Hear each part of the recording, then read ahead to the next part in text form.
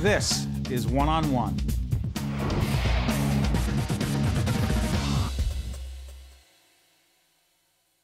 We welcome Carrie Jackson, jazz vocal stylist. Also, man, what an entrepreneur you are. President and CEO of CJ Records and CJ Recording and Productions. How are you? I'm doing great. How are you? Doing great. See, we were just talking about this before we got on the air. You're not just a great musician, but you are an entrepreneur, businesswoman. It helps to be a good businesswoman. Why? Well, you have the experience and of getting out and networking with people, and you have a marketing plan, and you have things that you want to do. So you have to get out in the community and hobnob and rub elbows with people. So, you ever say to yourself, by the way, when did you start playing? Well, it depends on how much time you have. Were you a kid? Yeah. I was about 6 years old in Newark, singing in Mount Calvary Baptist Church, and the children's choir, the young adult choir, the gospel choir, went on the road with the WWRL gospel chorus. Big influences were? My biggest influences, Carrie Jackson, Sarah Vaughan, Nat King Cole, Ella Fitzgerald, Carmen McRae, Billie Holiday, Dinah Washington, all of the above. And by the way, you laid a CD dedicated to? Sarah Vaughan. The great Sarah Vaughan right here in Newark. But I go back to the business thing. I'm fascinated by the idea of you're such a great musician, but you feel the need to manage your own business, to form your own label. Out of necessity? Basically out of necessity. Back in 1996, sitting down with a group of singers, at that time their greatest attribution would be to get that major record deal. Got to get a big deal. Got to get a big deal. But I decided that at that time that I wanted to create my own record label. I wanted to be able to help other musicians, and I wanted to produce records, and I wanted to really help people get to where they needed to be at whatever plateau or whatever space in time they were. So in 1996, I became incorporated, and that's where CJ Recording evolved from. What made you think you could pull all the business pieces together? Well, I've kind of always been a businesswoman. I worked in city government for many years. I was an administrator, and I've always been kind of a hands-on paper person. I've always had good logistical skills, very detailed, very organized, and I had a sense of business. But it wasn't like somebody was throwing a ton of money at you. Here's $10 million to start your business. If I had done that, it would have made it a whole lot easier. I wouldn't be struggling as hard. Go back to that. The struggle never ends, does it? The struggle never ends. You have to always be on top of your game. You have to make sure that you have your marketing skills, your branding, your promotion, your network, your fan base. And now it's great because... I'm sorry, were you talking about public television or are you talking about your world? Same CJ thing, Records. Right? Yeah. Same thing, right? Yeah. Talk about your music. Talk about the CD. By the way, you're going to be playing just a little bit. What are you going to be playing? I'm going to be doing a Stephen Sondheim song. You're going to be singing? Send in the Clowns. Yes, I'm going to be singing. I have a great musician, Rodham Schwartz, with me, and he's going to be playing with me. Okay, Send in the Clowns. Stephen Sondheim, what year? I believe it was 1973. I did a little research on it, right, and I discovered that it was a Broadway show. Yeah? Yeah. I didn't realize that. Ain't the internet great?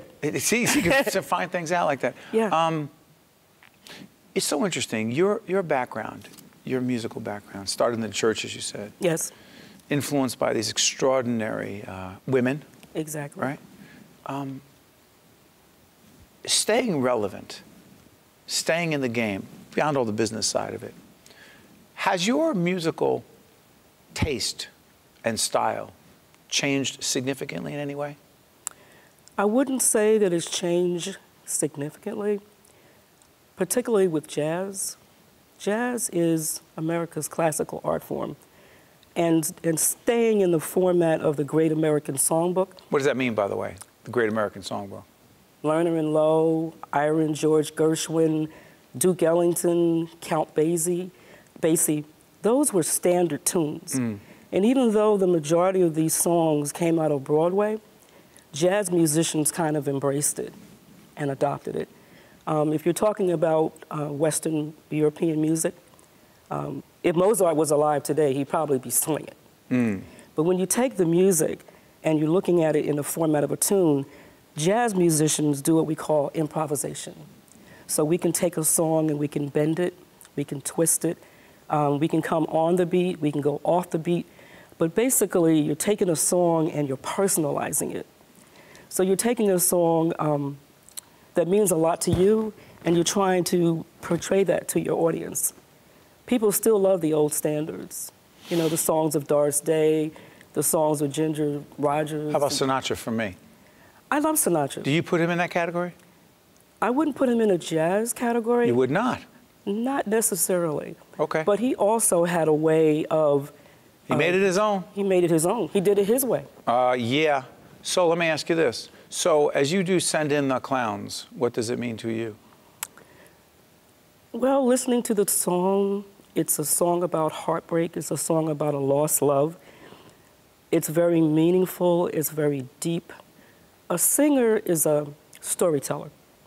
So if you're singing a song, if it doesn't mean anything to you, it ain't gonna mean nothing to nobody else.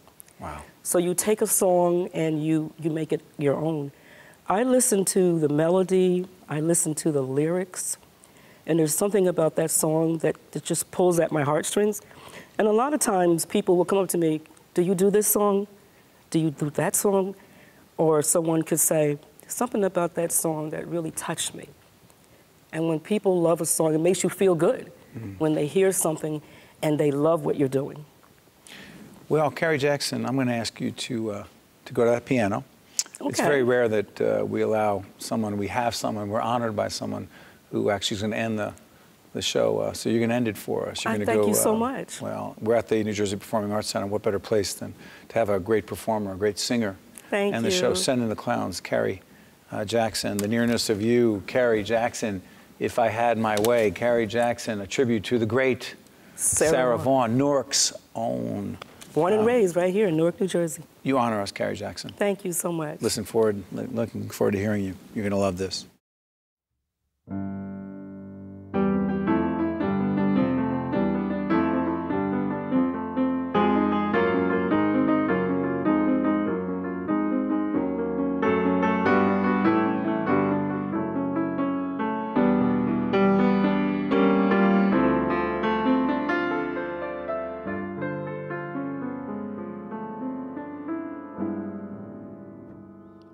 Isn't it rich?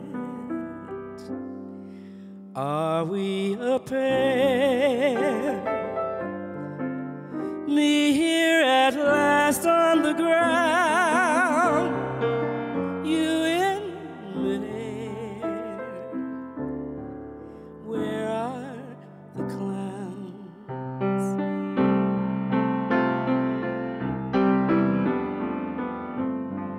Isn't it bliss? Don't you approve? One who keeps tearing around, one who can't move. Send in the clowns.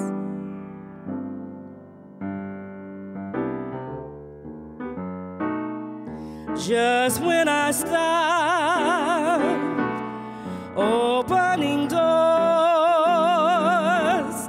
finally knowing the one that I wanted was yours, making my entrance again with my greatest of ease, sure of my lines, but no one is there. Don't you love farce? My fault, I fear. I thought that you'd want what I want. Sorry, my dear. Where are the clowns? Send in the clowns. Don't bother, they're here.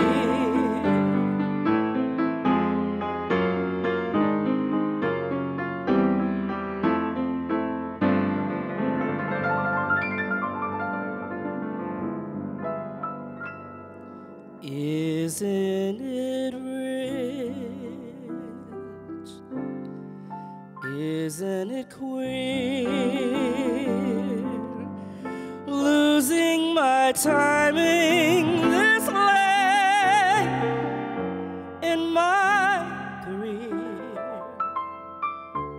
And where are the clowns?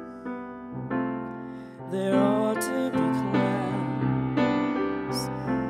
And where are the clowns? There ought to be clowns. And where are the clowns? There ought to be clowns. Well, maybe next year.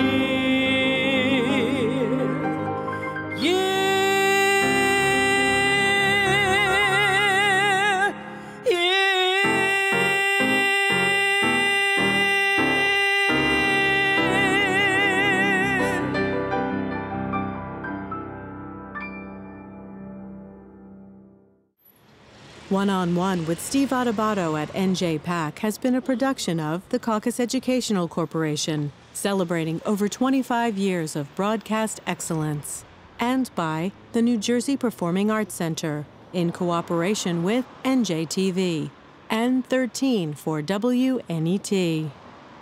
Funding for this edition of One-on-One with Steve Adubato at NJPAC has been provided by Prudential Financial's Global Communications Department, TD Bank, the New Jersey Education Association, Cohn Resnick, the Fidelco Group, NJ Best, and by Josh S. Weston. Promotional support provided by NJ.com, Small News, Big News, True Jersey, and by NJ Biz, All Business, All New Jersey. Transportation provided by Airbrook Limousine, serving the metropolitan New York, New Jersey area.